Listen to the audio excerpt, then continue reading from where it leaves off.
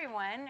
So I'm very excited to be here today at the Augmented Reality Summit because as we're listening to all of these talks about where augmented reality currently is and where it's going, I think it's most exciting to imagine the craziest possibilities. And my argument to you is that there are certain things that may seem like science fiction today, but they're going to happen sooner than we think, and we need to be asking these questions. So if we take a look at this cartoon, we see that this woman is speaking to her friend. And she says that my husband looks like Brad Pitt. She says, through your phone? Of course. And so what I'm here to talk to you about today is the fact that one day I believe that augmented reality will allow us to augment not only our looks, but will allow all of you in the audience to actually be able to change everyone to your unique aesthetics.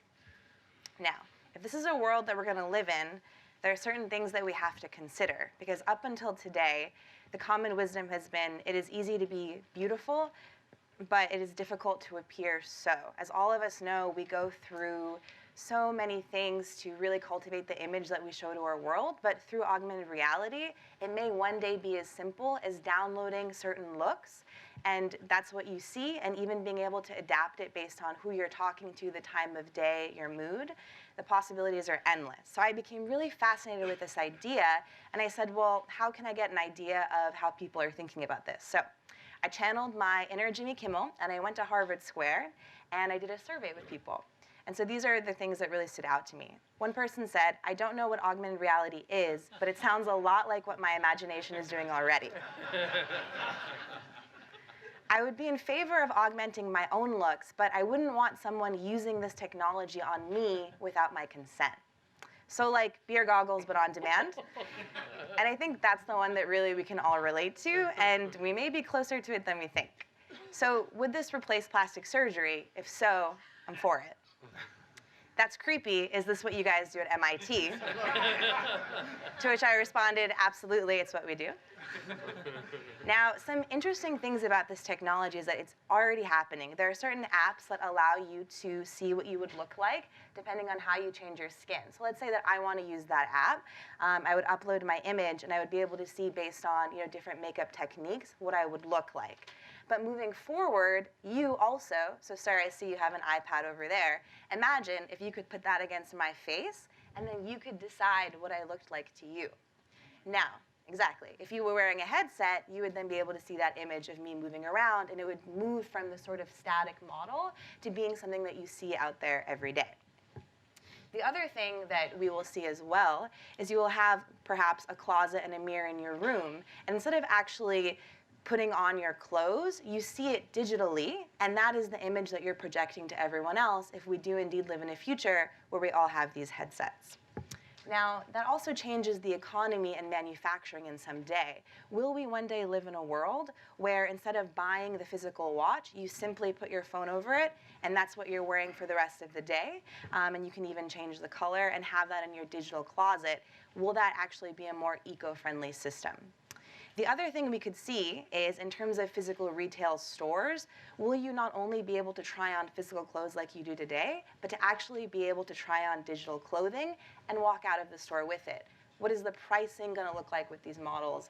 And also, if you can change the way you look, you can change your height, your size, your hair color, how does that really change the entire economy of what we're selling to people from a retail perspective? Now, focused more on sort of the superficial aspects of this, but I do believe that there are many aspects of this that are powerful. So this is Meryl Streep, one of my heroes. Imagine being able to interact with a young version of her, or perhaps a younger version of your grandparent, right? Sometimes you look at people and you can't imagine what they would look like when they were young, but maybe for the rest of our lives, you can always choose which age of yourself someone is interacting. And that really makes a lot of the things that we take very seriously, it changes it to something that perhaps we won't. Age truly will be relative.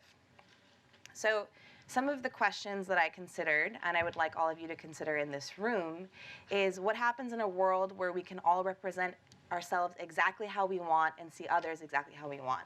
Is this something that's going to make us more superficial, or will it make us more humane? Because when outer beauty is ubiquitous, what are the things that we consider when talking to someone? Could you have a connection with someone that you otherwise wouldn't? We make most of our initial judgments, of course, based on looks. So again, how can this technology change how that works? And will augmented reality technologies need to have safeguards built in to notify us if we're dealing with an avatar of someone, right? So just like Mystique and X-Men, if you could change your look every day depending on your opinion, would you ever actually see what that person looks like? And would there need to be safeguards in place to actually do that?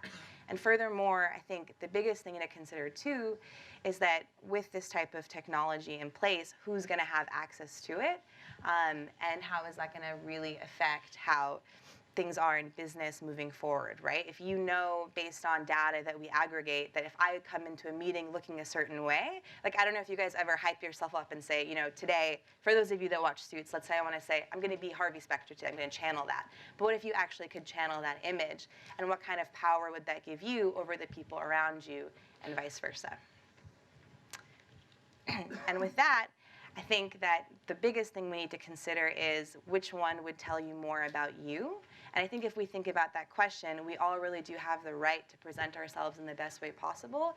And so perhaps just like we do with changing our hair, our makeup, our clothes, and cultivating our image, this is just the natural next step to that. And technology is just going to help us do it in an even more powerful way. Thank you.